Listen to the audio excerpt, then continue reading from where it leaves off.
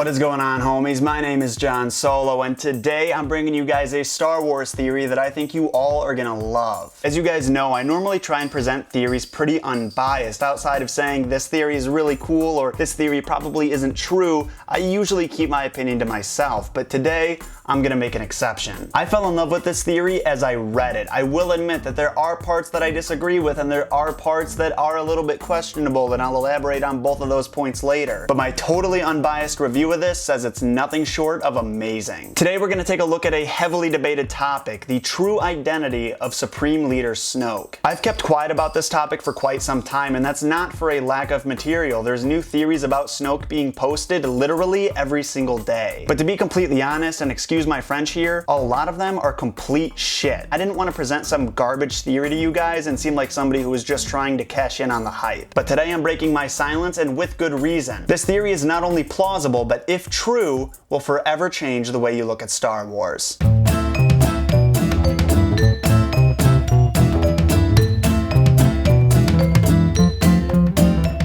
One thing that has been a common trend in the Star Wars universe is Sith Lords naming themselves after aspects of their personality. Darth Sidious causes gradual decay to the Republic and those around him. Darth Maul, he's savage, he's brutal, and he enjoys mauling his opponents. Darth Vader in Dutch literally translates to Darth Father. And Darth Tyrannus is a tyrant of the Separatist movement. If this rule applies to 4 of the biggest Sith Lords in the canon universe, then why wouldn't it apply to Darth Plagueis? Let's take a look at the scene where we first learn of Plagueis' existence. Through Palpatine, aka Darth Sidious's telling of the story, we can infer, though it's no longer canonically confirmed, that he was the apprentice of Darth Plagueis. If this is true, then Palpatine must have murdered Plagueis in his sleep, like the legend says. Then his apprentice killed him in his sleep. Just about everybody today knows that Plagueis became so knowledgeable in the Force that he was able to not only create life, but stop the ones that he loved from dying. He could use the Force to influence the midi-chlorians to create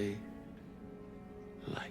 He could even keep the ones he cared about from dying. It's implied that Anakin's miraculous birth, in which he didn't have a father, was due to manipulation of midi-chlorians by Plagueis. Plagueis and Sidious also were said to have dabbled in the answer to immortality. So this is all information that we either learned or inferred through Palpatine's telling of Plagueis' story. It answers a lot of questions about Palpatine's origins, but it also raises a few questions. For example, why does Palpatine, the man who murdered Plagueis, speak so fondly of him? Remember, he recounts Plagueis' death as a tragedy and even enables him to the title the Wise. Did you ever hear the tragedy of Darth Plagueis the Wise? Now, admittedly, this could be him putting a positive spin on a dark story to further seduce Anakin to the dark side, but I feel like that's ultimately unnecessary. Now, fast forward a tiny bit to the scene where the Jedi Council attempts to arrest Palpatine, and he ends up being injured by his own Force lightning, getting reflected off of Windu's lightsaber. Despite becoming incredibly deformed as a result, it doesn't really seem like Sidious cares very much about his appearance. It's almost as if, despite being a Sith and fueled by passion and mortal possession, that he just doesn't care about his body. Another weird point is in the following scene. During his conversation with Anakin, his eyes and voice change many times and drastically. Henceforth, you shall be known as Darth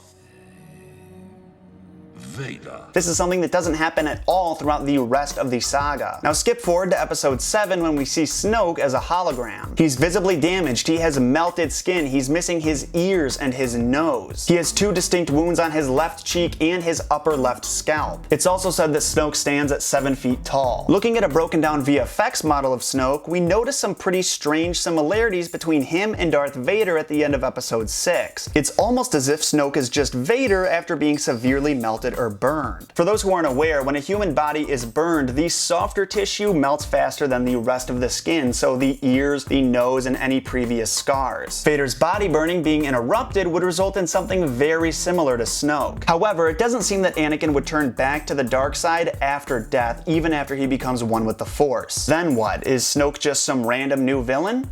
Or is he actually quite the opposite? Now we're getting to the guts of the theory, which claims that Darth Plagueis did solve the answer to immortality. Allegedly, Plagueis has been jumping from body to body for however long, lying to his apprentices to lure them to the dark side so their body can be a host for his spirit. He has become a parasitic life form draining from the Force. a plague. Unfortunately for Plagueis, there does seem to be one problem with his answer to immortality, and that's that his body must actually die before he finds a new host. If Plagueis is actually as powerful as he's said to be, it seems pretty unrealistic and anticlimactic for him to have been killed in his sleep by Palpatine. It seems much more possible that he and Palpatine actually dueled and fatally wounded each other. Perhaps the dueling was the result of Palpatine figuring out what his master actually wanted to do with him. So in the duel, they fatally wound each other, and then Plagueis' spirit jumps into Palpatine's body, possibly forcing his own spirit out. If Anakin was indeed created by Plagueis, it doesn't seem outside the realm of possibility that he was created as the perfect body. Essentially, his purpose was to serve as a host that would keep Plagueis' cancerous self alive much longer than Sidious, Dooku, or Maul ever could. However, since his powers are intrinsically tied with midichlorians as is his body, he would not be able to create another body in a weaker form such as Sidious, so he had to have created Anakin before Sidious attempted to murder him. But one thing Plagueis couldn't predict was Anakin succumbing to horrible injuries but still living. Obviously, he'd want his body to have functional limbs, and therefore he fashioned the infamous suit that Vader dons in the original trilogy. Another thing that Plagueis didn't predict was Anakin returning to the light side to save Luke, who Plagueis actually wanted to serve as his new host upon learning of his existence. Take your father's place at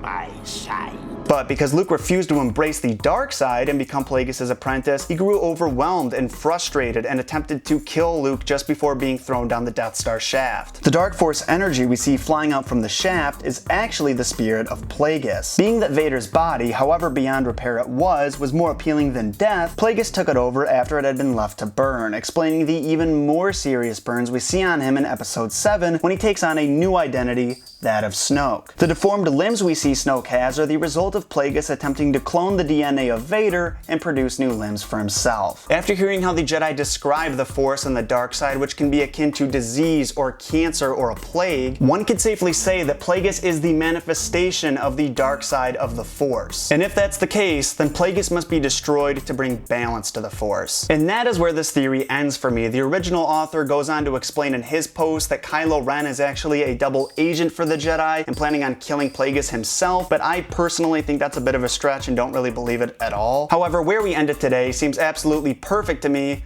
and I want to hear what you guys think. Leave me your thoughts in a comment down below, hit that like button if you enjoyed this video, share this video with any of your fellow Star Wars nerds, and hit subscribe for weekly Star Wars content. As always, I've got the links to all of my sources and my social media accounts in the description down below. That's Facebook, Instagram, and Twitter. Go give those a follow or a like if you're feeling it. Thank you guys so much for watching. I will be seeing you very soon. In case you forgot, my name is John Solo, and may the Force be with you.